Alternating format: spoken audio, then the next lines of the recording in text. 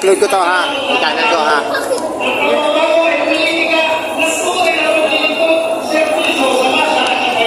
Pakita natin sa ano na marami tayo. O dapat doon sa taas eh, no?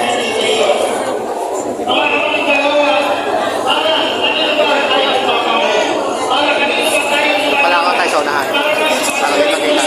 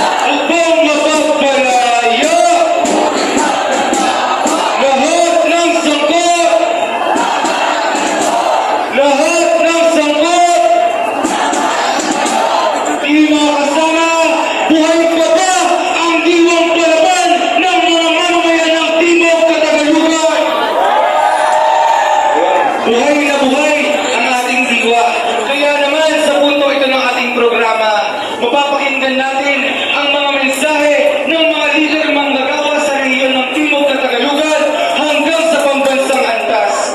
Kaya naman tinatawagan natin si kasamang Domeng Mole, tagapangulo ng Bukluran ng Manggagawang Pilipino Southern Tagalog, na sasamahan ng chairperson ng pagkakaisa ng mga manggagawa sa Timog na Tagalugan, Kilusang Mayo 1, na si chairperson Antonio Fajardo. Kasama rin natin ang tagapangulo ng Bukluran Manggagawang Pilipino, si Attorney Luke Espirito. At kasama rin natin ang tagapangulo ng Kilusang Mayo 1 na si kasamang Jerome Adonis. Uri manggagawa! Huwag mapagpalaya!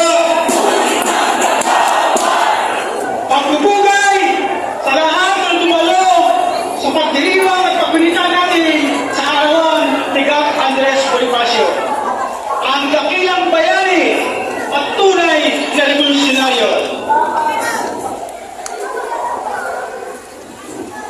Ang kanyang interes sa mga kilusang revolusyonaryo ay kapitugkaling ng mundo tulad ng revolusyon sa Frances ay malalim na nakaimprensa sa kanya sa panginiwan ng pagkakaroon ng kalayaan at pagkakapantay-pantay.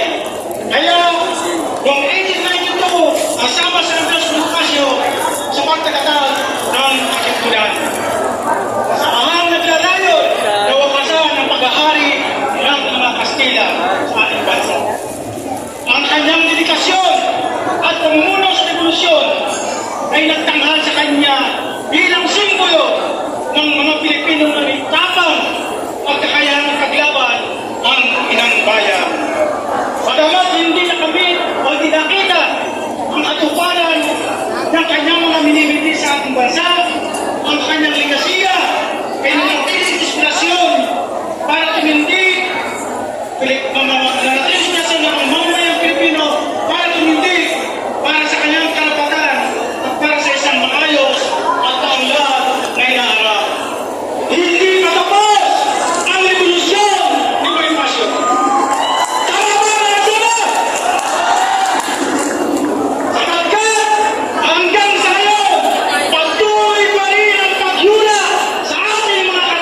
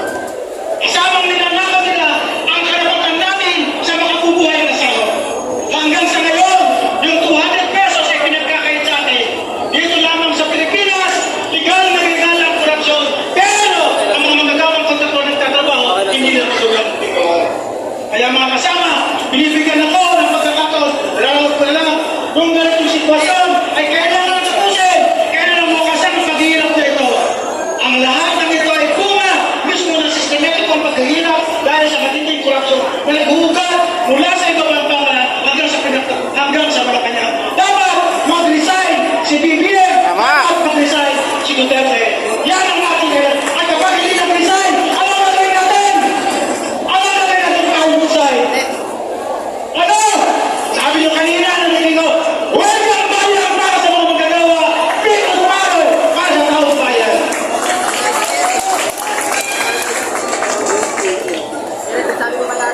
Doon sa iba, mga kahalikan, ano ang ipapalit? Pag nagkaroon ng pagbabago, kailangan magkaroon ng transition council. Siya ang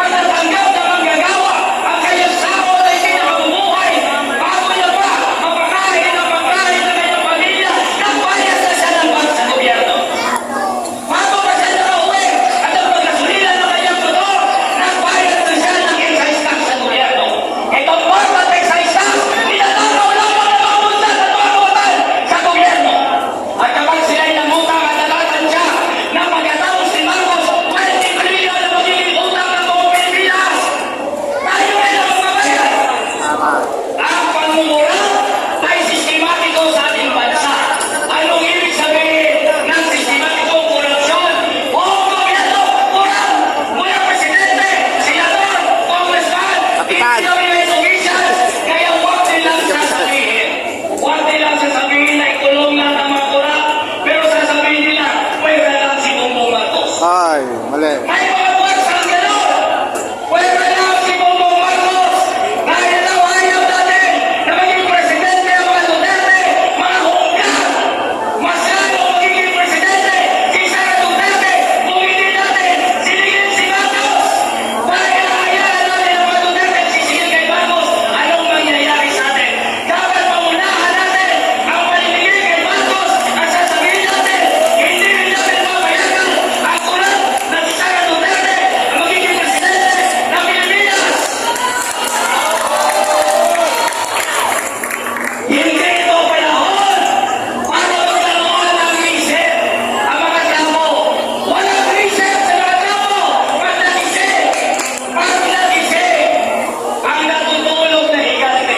Inglesin ko na pala sa kanila. Pag nagising, ang sleeping giant, ang mga magagawa, lilipunin natin silang lahat. Itatapon sa basurahan ng kasaysayan. Mabuhay na po ang bayan at ang number one na dapat managot, walang ba kung hindi si Bongbong Marcos dahil siya ang hari ng korupsyon habang si Sara Duterte naman ang reyna ng korupsyon kasama ang mga senador at congressman. At ang unang hakbang sa pagpapalagot kay Marcos at Duterte, dapat siyang patalsigin. Dapat patalsigin si Marcos at Duterte ng taong bayan. Sasalamin mo na kami! Ayaw ba natin patalsigin ang dalawang yan? Papalitan natin ng alternatibo, walang iba kung hindi ang gobyerno ng taong bayan o ang Transition Council. Pero ang pinakamahalagang nakakasama, habang itutulak natin ang alternatibong gobyerno, tungkulin ng mga progresibong pwersa na mga revolusyonaryong pwersa na tuloy-tuloy ang palakasin ang pakikibaka sa kalayunan ng anti-feudal na pakikibaka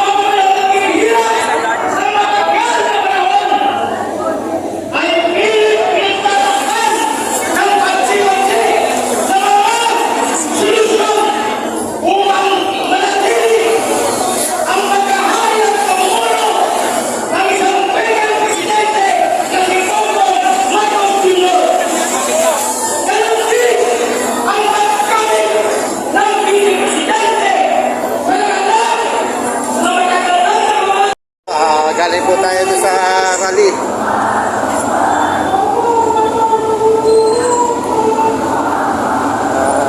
Dali pong radista. Tsaka isang mamamayan. Para pataliskin ang gobyerno Marcos. Ako si Sara Duterte. Ayan po yung rally dito sa may Kalamba. Halos napakaraming tao. So, tingnan natin dito sa taas. Ito. Ayan po yung dinulot ng rally dito sa Kalamba. Sobrang po traffic. Two-way na po nangyari. Ito po ang traffic. Over.